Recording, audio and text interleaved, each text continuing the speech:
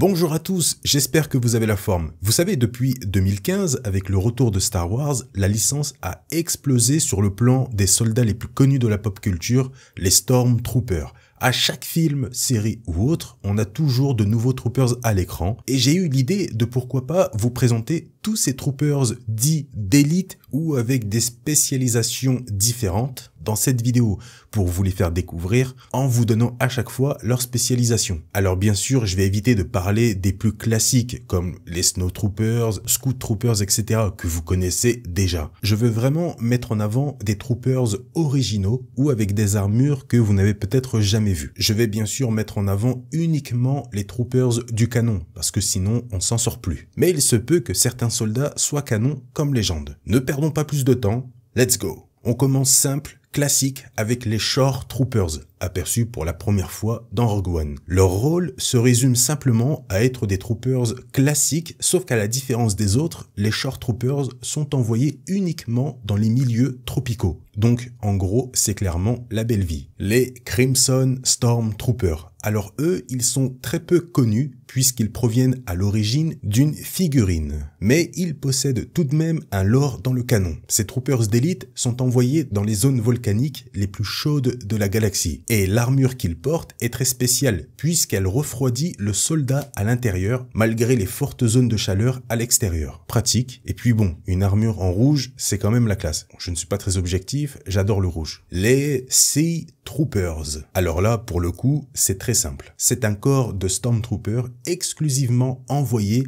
dans les zones aquatiques de la galaxie. Par exemple, Mon Cala. Et ils sont bien sûr entraînés pour se battre sous l'eau. Ça, visuellement, en live action, ça pourrait donner un truc de dingue. C'est d'ailleurs ce qu'il manque à Star Wars, selon moi, au niveau du live action, des combats sous l'eau. D'ailleurs, anecdote, Han Solo a failli devenir un Sea Troopers à un moment de sa vie. Les Stormtroopers d'artillerie. Alors, ce sont des unités qui utilisent principalement des explosifs pour combattre, comme des grenades, des lance-grenades, mais aussi des mortiers. Ils sont très reconnaissables visuellement, puisqu'ils possèdent des marques jaunes sur les différentes parties de leur armure, ce qui est une chose d'ailleurs assez rare au sein de l'Empire. Il existe une variante de ces Stormtroopers, mais avec une autre spécialisation, les Incinerators Stormtroopers. Les incinérateurs sont spécialisés dans la démolition avec l'utilisation principalement du lance-flamme. Un peu comme les Flame Troopers, sauf que les incinérateurs ont la réputation d'être l'un des corps de Stormtroopers les plus dévastateurs au sein de l'Empire, notamment grâce à leur formation entièrement basée sur les incendies et l'utilisation du lance-flamme. Ils possèdent aussi une armure capable de résister aux fortes chaleurs du lance-flamme. Et comme les Stormtroopers artillerie, ils ont aussi des marques, cette fois-ci en rouge, sur les armures. Les Lava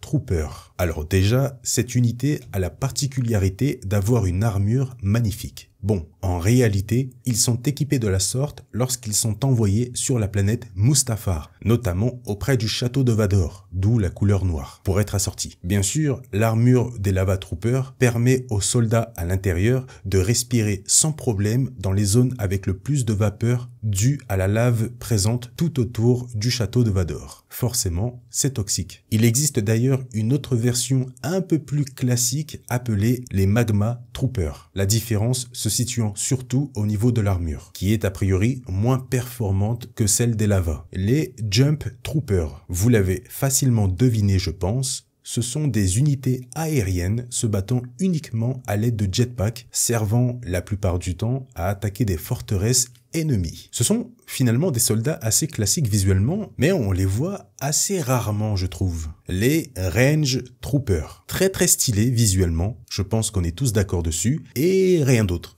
Puisqu'on n'a pas réellement de spécialisation, mis à part qu'ils possèdent des énormes bottes magnétiques qui leur permettent à l'origine d'inspecter un convoyeur en mouvement sans qu'il soit à l'arrêt. Donc ils sont souvent utilisés comme gardes durant les transports. Bon, je viens de dire qu'il n'y avait pas de spécialisation, mais je viens de vous en citer une. Disons qu'ils ne se limitent qu'à ça, du moins actuellement. Les Patrol Troopers. Pareil, très stylés et leur spécialisation est plutôt sympa. En gros, les patrols remplacent la police dans les mondes qui n'en ont pas et ils agissent quasiment que dans les milieux urbains, par exemple la planète Corellia ou des lieux comme Coruscant, même si la planète Coruscant a déjà sa propre police. Mais ils peuvent très bien agir là-bas aussi, notamment dans les étages inférieurs de la planète. Les Elite Squad Troopers. À la différence des autres, les Squad Troopers portent une armure de clone modifiée. On a pu les voir pour la première fois dans la série Bad Batch. La particularité de cette unité provient du fait qu'elle est la toute première unité de soldats au sein de l'Empire non clones. Donc en gros, les premiers Stormtroopers humains de l'Empire. Ils sont bien sûr surentraînés et ça, bien plus que les clones. Les Troopers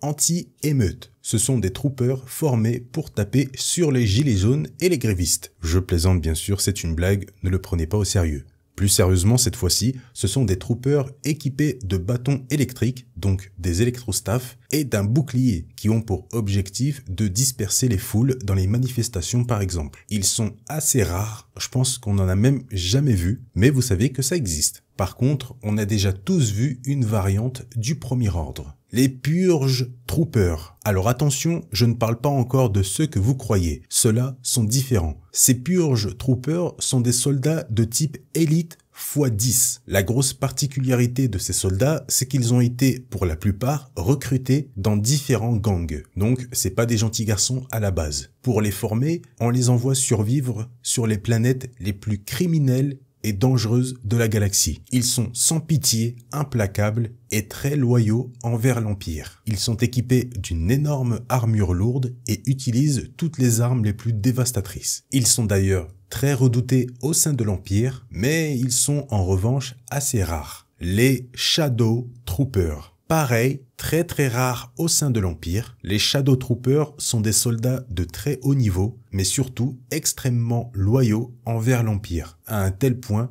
que leur loyauté se transforme en fanatisme. Ils portent une armure blindée entièrement modifiée, puisqu'ils ont la capacité d'agir dans les ombres grâce au système de camouflage de l'armure. Invisibles aux yeux des autres et des radars. Les Shadow Troopers sont utilisés la plupart du temps pour les missions qui nécessitent ruse et discrétion. Donc, d'un côté, si vous ne les voyez jamais, cela veut dire qu'ils font bien leur travail. J'en ai déjà parlé, mais je suis obligé de les nommer lorsque je parle des troopers d'élite, l'escadron Scar. 7 soldats tirés parmi les meilleurs du point de Vador. Ça déjà, ça envoie du lourd. Chaque membre de cette escouade possède une spécialisation, comme le hacking, le gros bourrin, le sniper, le pilote, etc. C'est à ce jour, à mon humble avis, les Stormtroopers les plus dangereux de l'Empire, grâce à une coordination parfaite entre eux. Et pour rajouter un petit plus, le chef de l'escouade est un utilisateur de sabre laser qu'il maîtrise à la perfection.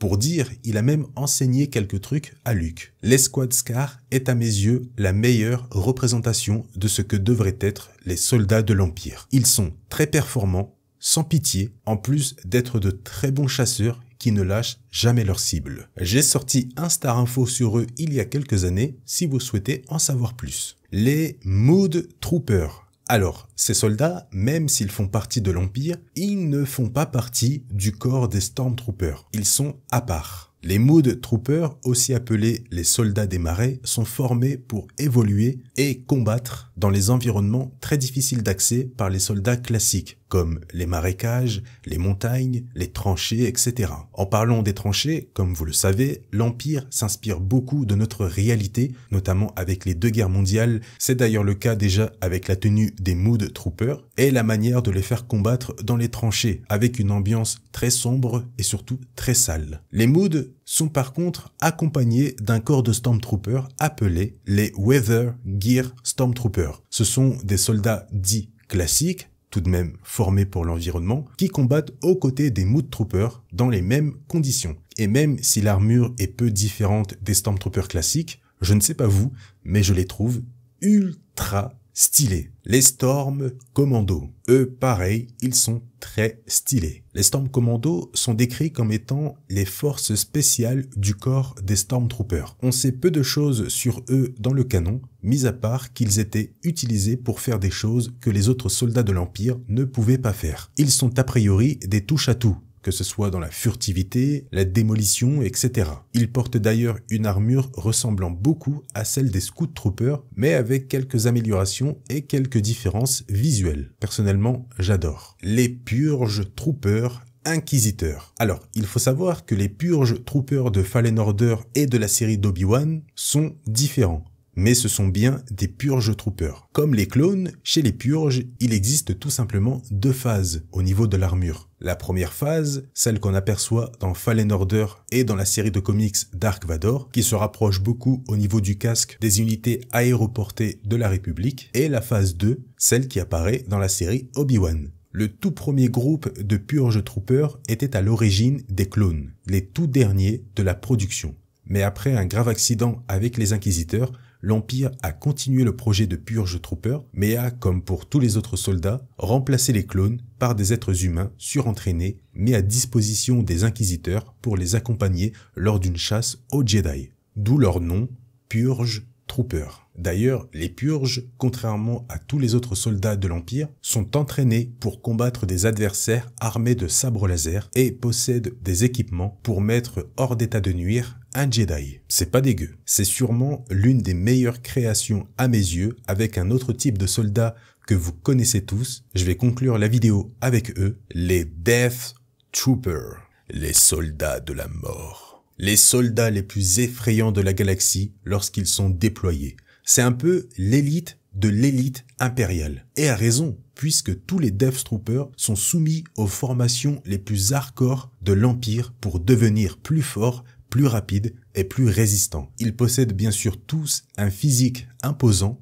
et sont tous modifiés génétiquement pour dépasser les conditions physiques d'un humain lambda en devenant forcément des surhumains. L'autre chose qui effraie beaucoup leurs adversaires, c'est qu'ils utilisent des brouilleurs pour parler. Donc personne ne peut les comprendre à part eux et Vador. C'est une chose d'ailleurs qui renforce beaucoup la réputation que les Death Troopers seraient en réalité des fantômes ou des morts vivants. D'ailleurs, le nom provient directement de Palpatine. L'armure des Death Troopers est capable de brouiller tous les radars lors de missions furtives pour les rendre quasi invisibles à l'écran. Ce sont mes soldats favoris avec l'Ascar et les Purges. Malheureusement, ils ont toujours été très mal utilisés, je trouve, à l'écran, même dans Rogue One, où ils sont clairement relégués en Stormtrooper classique en termes de performance et meurent de la même manière. Alors qu'en réalité, dans le lore, ils sont au-delà de tous les autres soldats de l'Empire. Mais bon, des fois, t'as l'impression que certains scénaristes, réalisateurs, etc., s'ils ne font pas passer les Stormtroopers pour des débiles dans leurs œuvres, la licence elle meurt. Faudrait peut-être un jour changer de registre concernant le traitement des Stormtroopers. Bref, merci à tous d'avoir suivi cette nouvelle vidéo. J'ai essayé de parler des Stormtroopers les moins connus entre guillemets. Bien sûr, il en existe d'autres, mais malheureusement, soit il n'y a pas vraiment de descriptif concernant leur rôle, ni de visuel,